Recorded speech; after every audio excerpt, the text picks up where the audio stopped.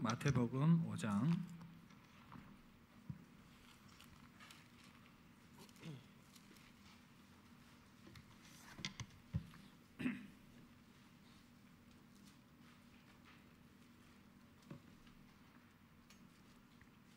마태복음 5장 3절 한 절 말씀입니다. 함께 읽겠습니다. 한 절이기 때문에 함께 읽겠습니다. 시작. 심령이 가난한 자는 복이 있나니 천국이 그들의 것이며. 아멘. 할렐루야. 산상수훈의 말씀, 지난주에 서론의 시간에 이어서 오늘 첫 번째 주님의 교훈의 말씀, 심령이 가난한 자, 마음이 가난한 자의 복에 대해서 함께 말씀을 듣도록 하겠습니다. 사람의 행복을 좌우하는 데 중요한 것 중에 하나는 기대치라고 합니다. 모건 하우젤이라는 분이 쓴 Same as Ever, 불변의 법칙이라는 책이 있는데, 이 책에서 저자가 사람들이 일반적으로 이제 현재 가진 것과 기대하는 것에 많은 차이가 있는데, 이것 때문에 사람들이 불행하게 된다, 불행을 경험하게 된다, 그렇게 지적을 합니다. 이해가 되지요? 내가 바라고 원하는 기대치가 있고 또 현실의 그러한 나의 상황과 모습이 있는데, 이 사이에 괴리가 발생하는 것이고, 이로 말미암아 사람들은 불행을 느낀다, 그 말입니다. 사람들은 일반적으로 그래서 가진 것들을 현재의 상황을 변화시키기 위해서 많이들 노력을 합니다. 여러 가지 기술을 쌓기도 하고, 여러 가지 지혜를 또 구하기도 하고, 여러 가지 재테크를 하기도 하고, 삶의 변화를 위해서 많이 노력을 하는데, 그러나 기대치를 관리하는 데는 그렇게 신경을 쓰지 않는다, 이런 이야기를 했습니다. 그런데 여러분, 현실은 어떤지 가만히 보면 삶의 그러한 현재적인 변화는 우리 기대치보다는 더딥니다. 더디게 변화되고 기대치는 계속해서 높아지기 때문에 결과적으로 이 차이가 계속 벌어지면서 사람들은 이 불만족과 불행한 인생을 살아가게 된다는 것이죠. 찰스 토마스 멍거라는 미국의 유명한 사업가가 98세 나이가 많이 들었을 때에 누군가로부터 이런 질문을 받았는데 이렇게 대답을 했습니다. 당신의 행복의 비결이 무엇입니까? 답이 이겁니다. 행복한 삶의 1원칙은 기대치를 낮추는 것입니다. 비현실적인 기대치를 갖고 있으면 평생 괴로워집니다. 합리적인 기대치를 갖고 당신이 맞이한 결과가 좋든 나쁘든 침착함과 평정심을 갖고 받아들이십시오. 여러분, 사람들이 살아가면서 불행한 이유가 바로 이 현실과 기대치의 차이 때문이라면 우리 내면에 가지고 있는 그 기대치를 지혜롭게 잘 관리하는 것이 결국은 우리 내면이 평안 가운데 또 행복 가운데 거하게 되는 하나의 비결이 된다고 볼 수가 있습니다. 여러분, 결국 사람의 그 행복은 외적인 조건도 필요하겠지만, 어느 정도 수준 필요하겠지만, 그러나 내면의 자세가 더 중요하다, 그런 말 아니겠습니까? 많이 가지고 모든 조건이 갖추어졌음에도 불구하고 굉장히 불행한 삶을 사는 사람들이 있죠. 계속해서 불만족하니까. 그런가 하면 상대적으로 가진 것이 많지 않다 하더라도 그 안에서 만족하며 감사하며 살아갈 수도 있다는 것이죠. 결국은 그래서 우리의 삶의 행복에 이 내면의 자세가 참 중요하다라는 것을 발견할 수가 있습니다. 우리가 산상수훈의 이 말씀을 계속해서 이제 보게 되는데, 오늘 주님이 우리 가운데 주시는 말씀도 그렇고 계속해서 주시는 이 산상수훈의 말씀은 바로 이 우리 내면에 관련된 것입니다. 우리 인간이 외적으로 그냥 육체로만 살아가는 존재가 아니기 때문에, 내면으로 외면의 삶을 살아가는 존재들이기 때문에 우리 내면의 관리를 잘 하는 것이 참으로 중요하다는 것이죠. 그래서 이 산상수훈이 그 내면의 관리의 법칙을 잘 설명을 해주고 있고, 우리가 행복한 방법을 하나님께서 이 산상수훈을 통해서 우리 주님께서 알려주셨다는 사실입니다. 이것이 우리에게 주신 놀라운 가르침이요 선물인 줄 믿습니다. 그래서 오늘 저와 여러분들이 이 팔복의 선물 꾸러미 중에 첫 번째인 심령이 가난한 자는 복이 있나니, 이 말씀의 의미가 무엇인지를 좀 살펴보고 이 말씀이 주는 그런 은혜들을 발견하고 주님 앞에 나아가는 그런 시간이 되기를 주님의 이름으로 축복합니다. 두 가지 질문으로 말씀을 나누려고 합니다. 먼저 첫 번째는 심령이 가난한 자가 받는 복이 무엇인가 하는 것입니다. 오늘 말씀 보니까 심령이 가난한 자는 복이 있나니 라고 말하며 말씀을 시작하고 있습니다. 먼저 심령이 가난한 자가 무엇인가? 이 심령은 이제 영혼 또는 마음입니다. 그리고 이 가난한 자는 정말 가난한 자를 말합니다. 정말 이 파산지경에 이르는 가난함, 거지 나사로라든지 혹은 두 렙돈밖에 없는 과부의 그 가난함을 말할 때에 이 표현이 사용이 되었습니다. 그래서 이 가난함, 심령이 가난하다는 것은 그 마음이 이 정도로 가난하고 낮아져 있는 상태를 말하는 것이다, 그렇게 볼 수 있습니다. 여러분, 가난함 그 자체가 복되다고 말하는 것이겠습니까? 여러분, 우리 중에 누구도 가난함을 좋아하는 사람은 없습니다. 우리 옆 사람에게 한번 물어볼까요? 당신은 가난함을 좋아하십니까? 묻지 마십시오. 우리 모두는 가난을 좋아하지 않아요. 그렇게 묻는 것 자체가 상당히 불쾌합니다. 그러나 그 가난 자체를 정죄하는 것은 아니고 우리 모두는 가난하기를 원치 않습니다. 그런데 주님이 가난한 자가 복이 있다라고 말했는데 도대체 이 복은 무엇을 말하는 것일까? 이 복은 가난한 자의 마음의 상태를 두고 말하는 것입니다. 가난하게 됨으로 인해서 그 사람이 가지게 되는 마음의 상태, 그 상태가 복이 있다, 그렇게 말씀하시는 것입니다. 생각해 보면 가난하면 가진 것이 많은 사람들보다 마음을 비우기가 좋습니다. 그리고 또 겸손해질 가능성이 상대적으로 높습니다. 이 가난한 마음을 가지고 있으면, 또 가난하면 복음에 대한 수용성도 아주 좋습니다. 생각을 해보니 우리나라가 그 전쟁의 잿더미에서 일어서서 경제적으로 개발시키기 위해서 많이 노력하던 그 시점, 가난하고 힘들었던 그 시절에 참으로 복음을 받아들인 사람들이 많이 있었습니다. 교회가 그때 힘을 얻고 성장했습니다. 이유는 그 가난의 잿더미 위에서 잘 살기 위해서 복음이 희망을 주었기 때문에 그 복음 붙들고 살아가기 위해서 많은 사람들이 교회로 몰려왔습니다. 그렇게 한국 교회가 든든히 세워졌던 것입니다. 우리 아이들이 필리핀에 단기 선교를 갔지 않습니까? 아마 아이들이 절실히 공감을 했을 거예요. 필리핀에 갔을 때에 아이들이 방문한 곳 중에 하나가 바로 쓰레기 더미에 세워진 마을이었습니다. 진짜 그 쓰레기 매립장에 마을이 세워졌고 그곳에 사람들이 살고 있는 거예요. 거기서 살아가고 있는 사람들을 보면서, 그리고 아이들이 조그만 것만 가지고도 그 교회에 몰려오며 복음에 대해서 열려있는 그 모습들을 보면서 실제로 그렇게 가난은 복음을 향하여 열린 마음을 가지게 만드는 것입니다. 저희 어린 시절 말씀 준비하다가 생각이 났는데, 저 어린 시절만 해도 초등학교 저학년 요 시기만 해도 교회에서 무언가를 한다 그러면 참 달려갔던 기억이 있습니다. 여름 성경학교였던 것으로 이제 그때 어린 시절 초등학교 3, 4학년 때로 기억을 해요. 교회에서 성경학교를 하면 이제 특별 행사니까 특별히 간식을 좋은 것을 준다고 얘기를 했습니다. 케이크를 준다는 거예요. 케이크, 크림이 발려있는 케이크. 요즘 애들 그거 줘도 잘 먹지도 않는데 그 시절에는 케이크 그거 한번 먹어보는 게 얼마나 소원이었던지. 아니 3일 성경학교 하면 첫날에 안 줘요. 꼭 3일 다 와야 케이크 준다, 꼭 그러는 거예요. 그래서 이제 그거 얻어먹으려고 열심히 이제 출석을 하는 것입니다. 마지막 3일이 되어서 그 케이크를 나눠 먹는데 성경 공부를 하는데, 그 케이크를 놔두고 성경 공부를 하는데 선생님의 말씀은 귀에 하나도 안 들어옵니다.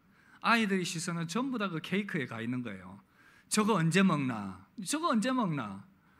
그리고 이제 그 성경 공부가 끝이 나고 케이크를 나누는데 10명이 넘는 반도 많지 않습니까? 옛날에는 그 10명 넘게 나눠봐야 얼마 오지도 않아요. 그거 한 조각 먹을 거라고 그렇게 목을 메었던 그 어린 시절이 떠올랐는데, 이렇게 가난하면 우리의 마음이 열리기가 쉽고 복음에 대한 수용성도 좋습니다. 그런가 하면 이 가난을 생각할 때에 이 마음의 가난함, 경제적인 궁핍함도 해당이 되겠지만, 그런가 하면 우리의 삶의 어려움과 고난도 또 해당이 될 것입니다. 참 어려운 일들을 만나고 세상의 고난을 만나고 세상의 도전들 앞에 서게 될 때에 우리의 마음이 비교적 낮아지는 경향이 있습니다.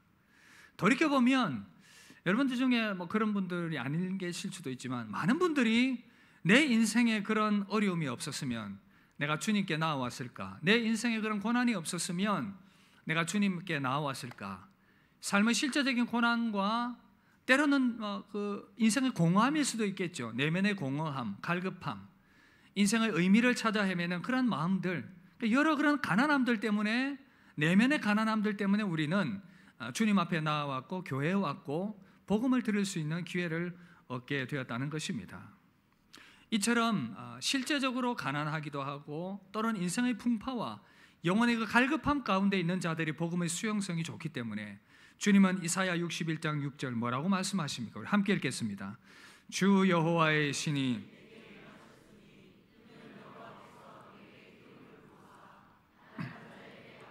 소식을 전하게 하려 하심이라. 아멘.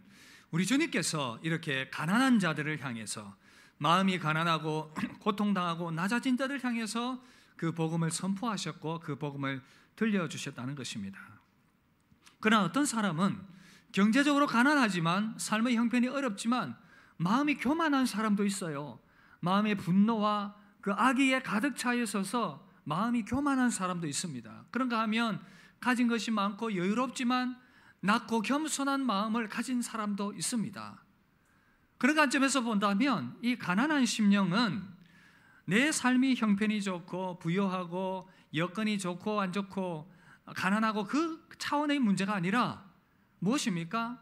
그 심령이, 그 마음이 가난한 가운데 겸손한 가운데 있느냐 그렇지 않느냐가 문제다라는 것이죠.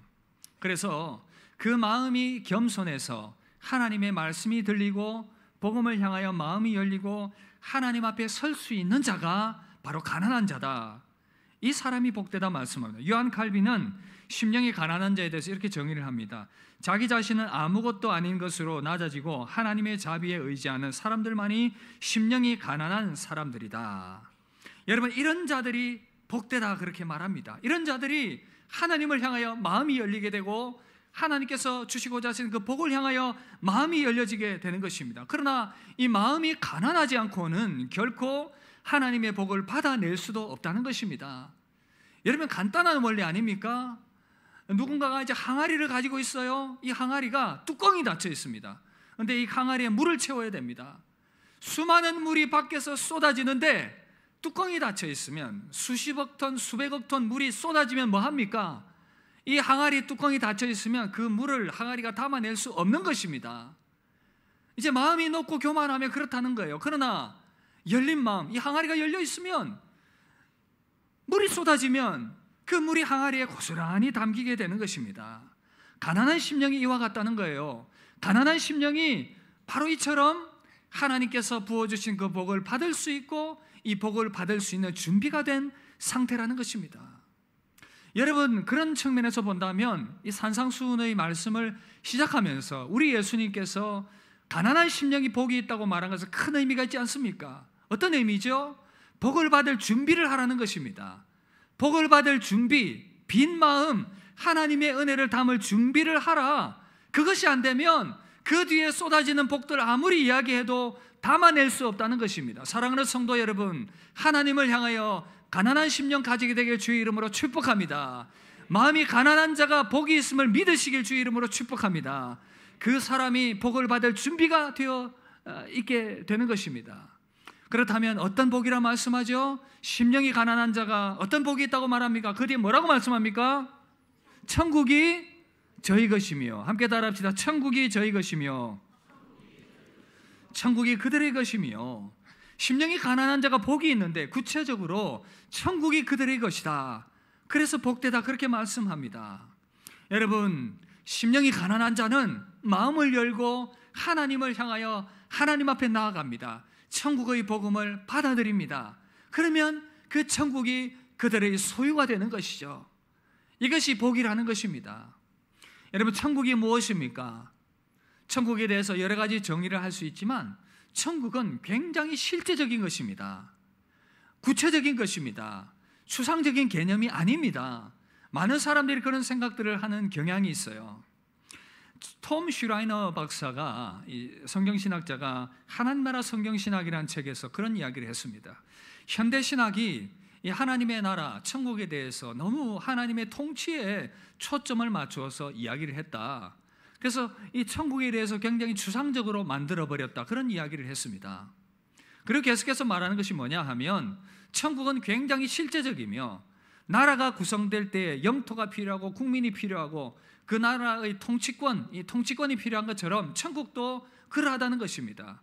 천국은 하나님의 나라 구체적인 장소가 있고요, 그리고 예수 믿어 구원받은 여러분들과 같은 백성들, 그래서 요한계시록에 보면 수많은 사람들이 각 나라와 족속 가운데 모인 자들이 하나님을 찬양하며 예배하고 있습니다. 구원받은 자 백성들이죠. 그리고 또 하나님 나라의 통치, 그 통치는 예수님을 믿고 난 이후부터 영원토록 함께하는 하나님의 백성으로서의 다스림, 그것이 함께하는 것이 천국이라는 것입니다.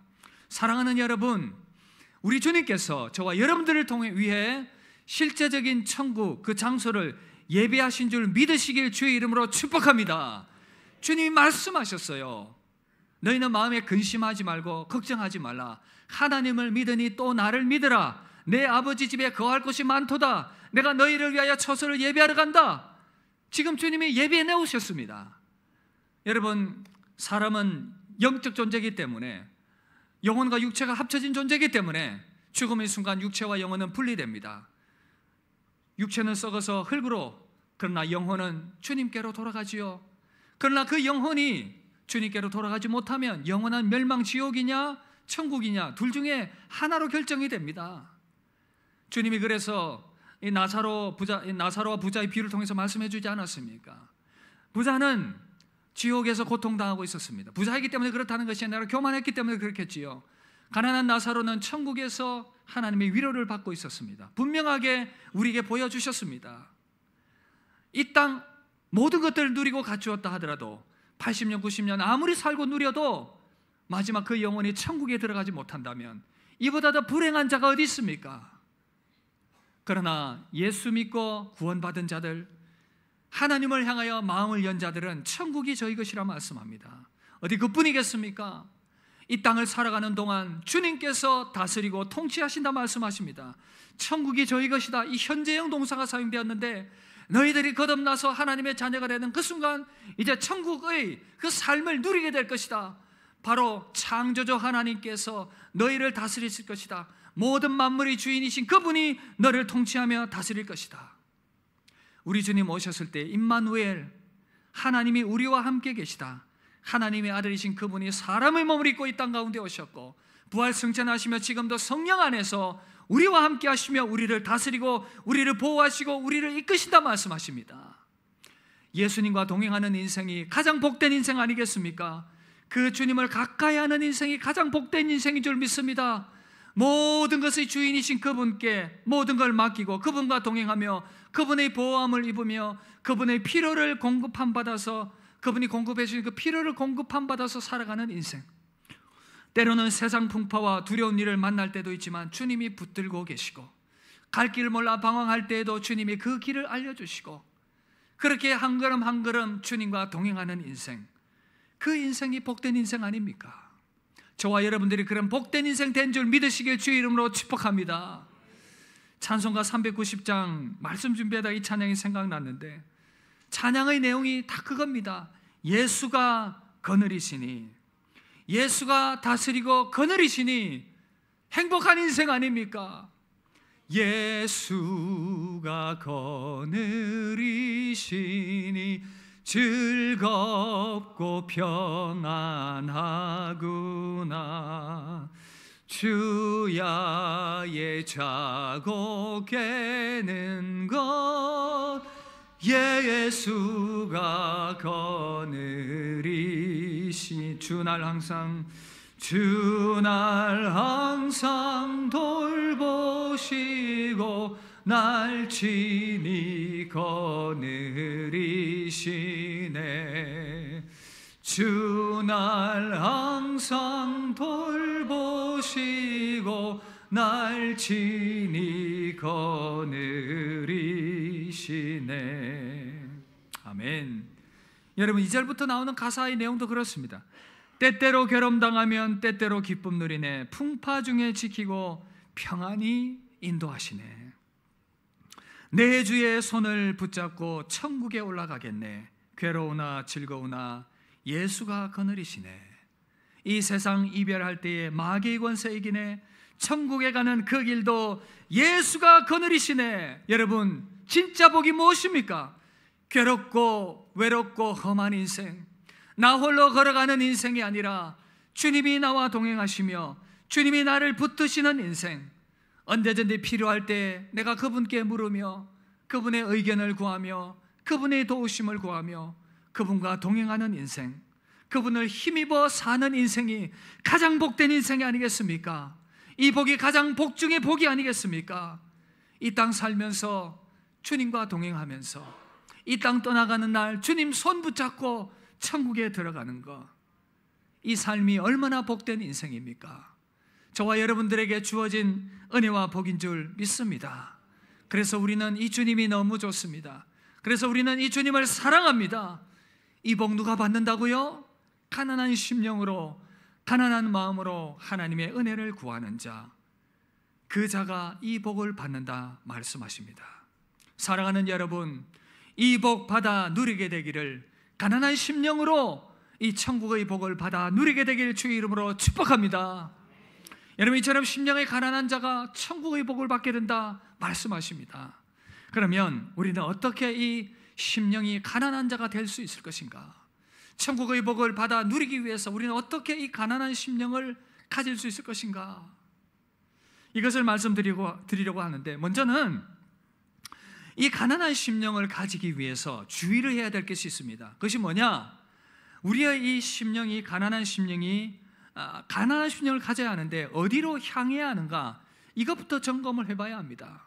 여러분, 가난한 심령을 가진다고 했는데 이 가난한 심령이 엉뚱한 곳을 향하면 안 됩니다. 성도의 삼적이 여전히 건재하고 있습니다. 올해가 을사년인데 이전에 나라 팔아먹었던 을사오적이 있지 않습니까? 을사오적.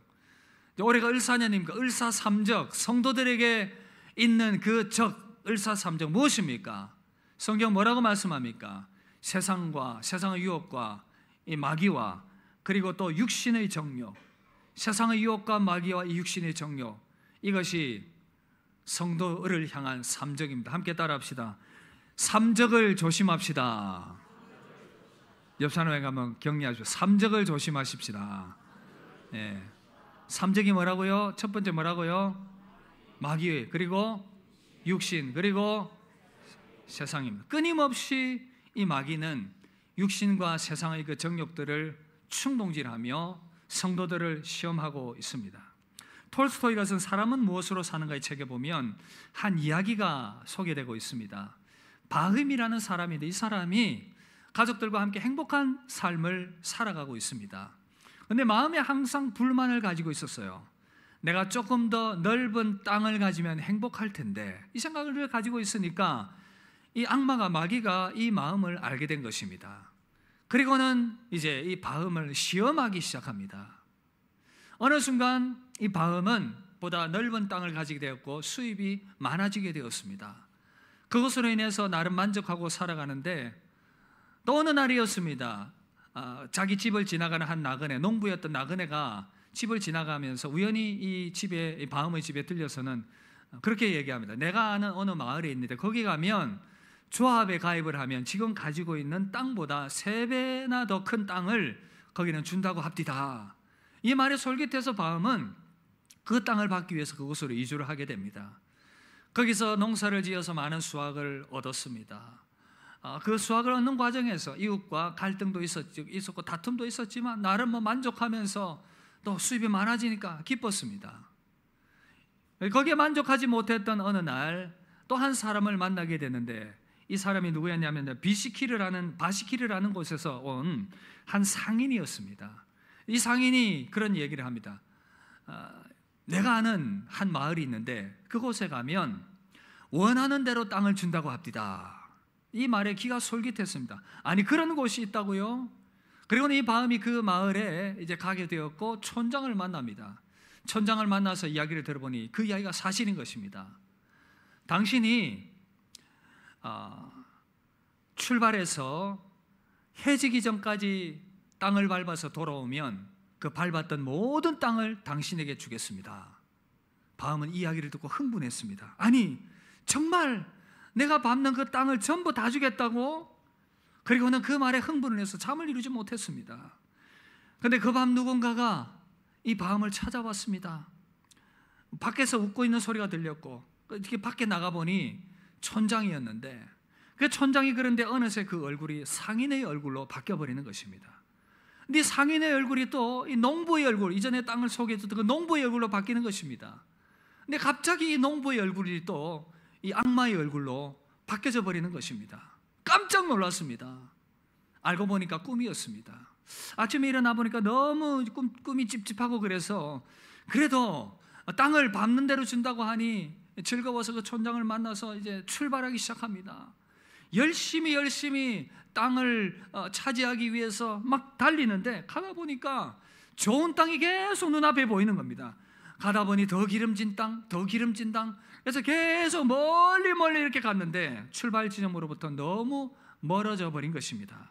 돌아보니까 그 돌아갈 길이 너무나도 까마득했습니다. 이제 돌아가야지 깨닫고는 발걸음을 돌이켰는데 가다 보니 언덕길도 나오고 이 험한 길도 나오고 그러다 보니까 온몸이 다 상했고 다 지쳐버렸습니다. 깨닫습니다. 어떡하지? 내가 너무 멀리 와버렸어. 내가 너무 지나치게 욕심을 낸 것 같아. 그렇게 후회를 하면서 마지막 힘을 다해서 해는 이제 져가고 있습니다.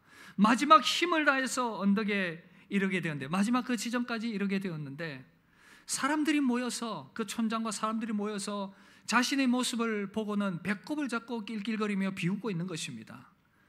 그래도 힘을 다해서 마지막 지점에 다다라서 엎드러지면서 손을 그 지점에 닿고는 쓰러져 버렸습니다.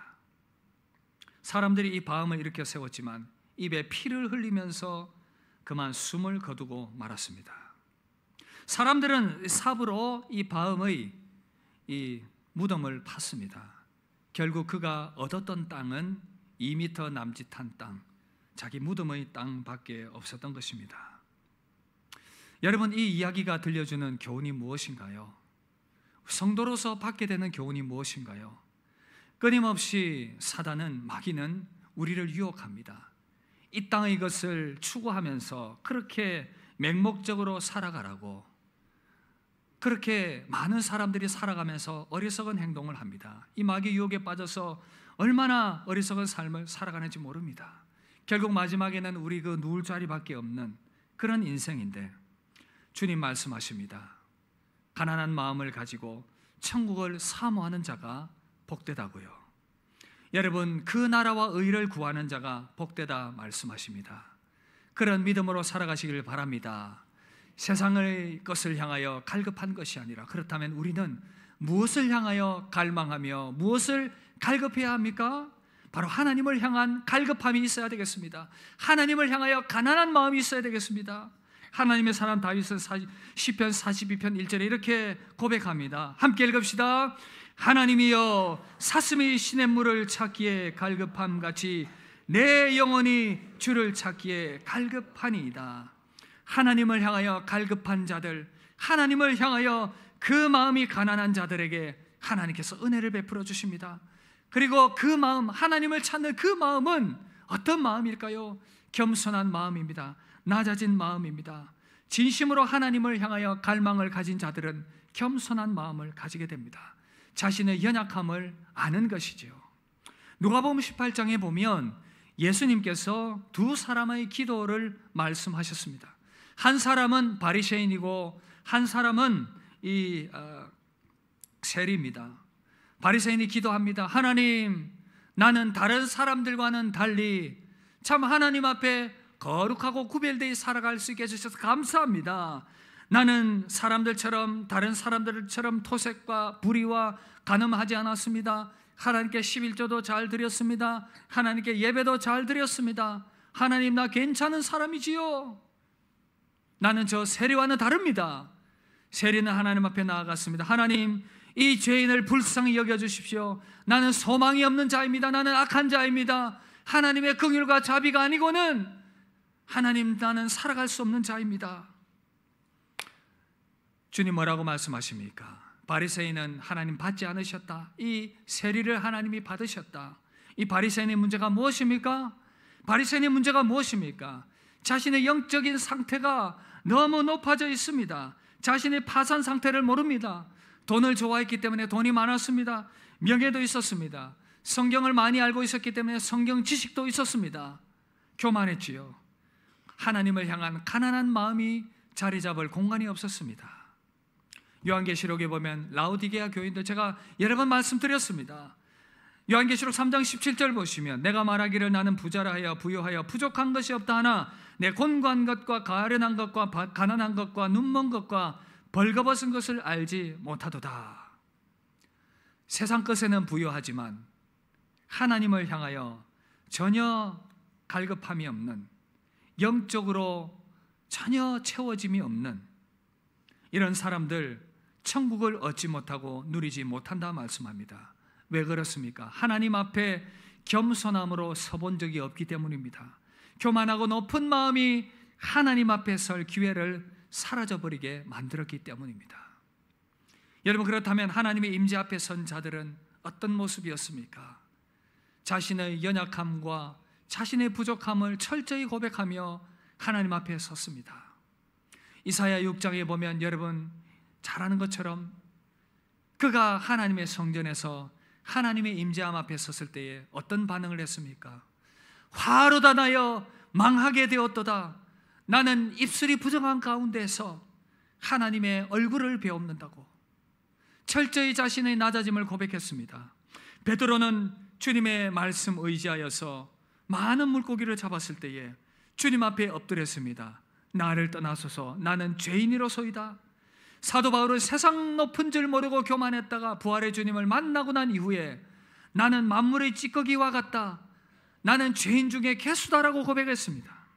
요한계시록 1장에 보면 주님의 부활한 주님을 만난 사도 요한은 주님 앞에 엎드려서 납작 엎드려서 죽은 자같이 되었다고 고백했습니다. 여러분, 가난한 심령을 가진다는 것은 바로 이런 것을 말합니다. 주님 앞에 서보니 나는 소망이 없습니다. 주님의 은혜가 아니고 나는 아무것도 할 수 없습니다. 그래서 나는 주님의 십자가 붙듭니다. 주님의 십자가만이 나를 살리는 길입니다. 빈손 들고 앞에 가 십자가를 붙드네. 의가 없는 자라도 도와주심 바라고 생명샘에 나가니 나를 씻어주소서. 여러분, 비고 빈 가난한 마음으로 주님의 십자가 의지하고 주님 앞에 나아가는 자가 은혜와 긍휼을 덧입게 되는 줄 믿습니다. 그 사람이 천국을 얻게 될 것입니다. 실제적인 천국뿐 아니라 이 땅을 살아가는 동안 천국 백성의 그 아름다운 은혜와 복과 특권을 누리게 될 것입니다. 여러분, 이 은혜를 사모해야 되지 않겠습니까? 우리 모두 이 은혜를 사모하며 가난한 마음으로 하나님 앞에 서서 그 하나님의 은혜를 받아 누리게 되는 복된 주의 백성들 되기를 주의 이름으로 축복합니다. 여러분, 이제 말씀 마무리하려고 합니다. 여러분, 가난한 심령은 바로 나는 아무것도 할 수 없고 나의 공로 없으니 오직 하나님의 은혜와 십자가만을 붙듭니다. 그런 마음입니다. 하나님은 그 마음을 기뻐하시고 그 마음을 가진 자가 복되다 말씀하십니다. 이 마음을 가지고 나오는 자에게 하나님께서 한없으신 은혜와 복을 쏟아부어 주신다 말씀하십니다. 이사야 57장 15절 이렇게 말씀합니다. 우리 함께 읽읍시다. 지극히 존귀하며 영원히 하시며 거룩하다 이름하는 이가 이와 같이 말씀하시되 내가 높고 거룩한 곳에 있으며 마음이 겸손한 자와 함께 있나니 이는 겸손한 자의 영을 소생시키며 통회하는 자의 마음을 소생시키려 함이라. 사랑하는 여러분, 주님께서 왜 팔복의 말씀을 시작하시며 다시 한번 여러분들에게 강조합니다. 이 심령의 가난함을 말씀하셨느냐? 우리로 하여금 복받을 준비하라고요. 빈 마음으로 하나님의 복을 받아 누릴 준비를 하라고요. 이 준비되지 않으면, 빈 마음 준비되지 않으면 은혜 받을 수 없다고요. 하늘의 복 받을 수 없다고요. 그래서 가난한 마음을 가지라 주님 말씀하셨습니다. 주님의 이 말씀의 권면을 여러분들 향한 말씀의 권면으로 받게 되길 주의 이름으로 축복합니다. 심령이 가난한 자는 복이 있나니 천국이 그들의 것이며, 가난한 심령으로 하나님의 은혜와 복을 받아 누리게 되는 저와 여러분들 되시기를 주님의 이름으로 축복합니다. 여러분 함께 찬양합시다. 주께 가까이 날 이끄소서. 주님, 내가 진정 가난한 심령 가진 자 되길 원합니다. 그 갈급한 심령으로 주님 앞에 나아가오니 주여 이 비고 빈 마음에 은혜를 채워 주옵소서. 모든 세상 것 다 비우게 하시며 교만한 마음 내려놓게 하시며 비고 빈 마음으로 주님께 마음을 활짝 열어서 주의 은혜와 천국의 복을 받게 하소서. 우리 소원한 마음으로 함께 찬양하며 나아갑시다.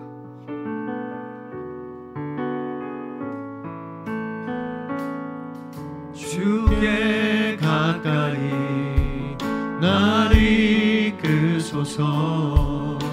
간절히 주님만을 원합니다. 채워주소서. 주의 사랑을 진정한 찬양 드릴 수 있도록 주께 가까이 날 이끄소서. 간절히 주님만을 원합니다. 채워주소서. 주의 찬양 진정한 찬양 드릴 수 있도록 목마른 나의 영혼 주를 부르니 나의 맘 만져 주소서. 주님만을 원합니다. 주님만을 원합니다. 주님의 은혜를 채워주소서. 주님의 은혜로 충만케 하소서. 나의 맘 만져 나의 영혼 주소서. 목마른 나의 영혼 주를 부르니 나의 맘 만져 주소서. 주님만을 원합니다. 더 우리 간절한 마음으로 우리 소원함을 가지고 우리 다시 한번 고백하며 나아갑니다. 목마른 나의 영혼 목마른 나의 영혼 주를 부르니 나의 맘 만져 주소서. 주님만을 원합니다. 더 원합니다. 나의 맘 만져 주소서. 사랑하는 여러분, 주님께서 산 위에 오르셔서 이 말씀을 전하셨습니다. 이 말씀은 많은 군중들을 위한 것뿐 아니라 제자들을 위한 말씀이었습니다. 심령이 가난한 자는 복이 있나니, 많은 군중들은 가난한 심령으로 하나님을 찾고 그 구원을 찾을 때에 구원의 생명 가운데 나아가기 때문에 가난한 심령 가지라 말씀하셨습니다. 제자들을 향해서는 너희들이 하나님의 백성이지만 변함없이 그 가난한 마음을 가지고 나에게 나오라 말씀하셨습니다. 그럴 때에 너희가 나의 은혜를 덧입게 될 것이고 나의 복을 받게 될 것이기 때문에 가난한 마음을 가지라 말씀하셨습니다. 오늘 이 시간 함께 예배의 자리에 나왔습니다. 주님, 우리 모두에게 말씀하십니다. 가난한 마음을 가지라고요. 그 가난한 마음을 가진 자가 복되다고요. 이 시간 기도합시다. 여러분들 마음에 무엇이 채워져 있습니까? 세상 것이 채워져 있다면 그 마음을 비우십시오. 교만함이 채워져 있다면 그 마음을 비우십시오.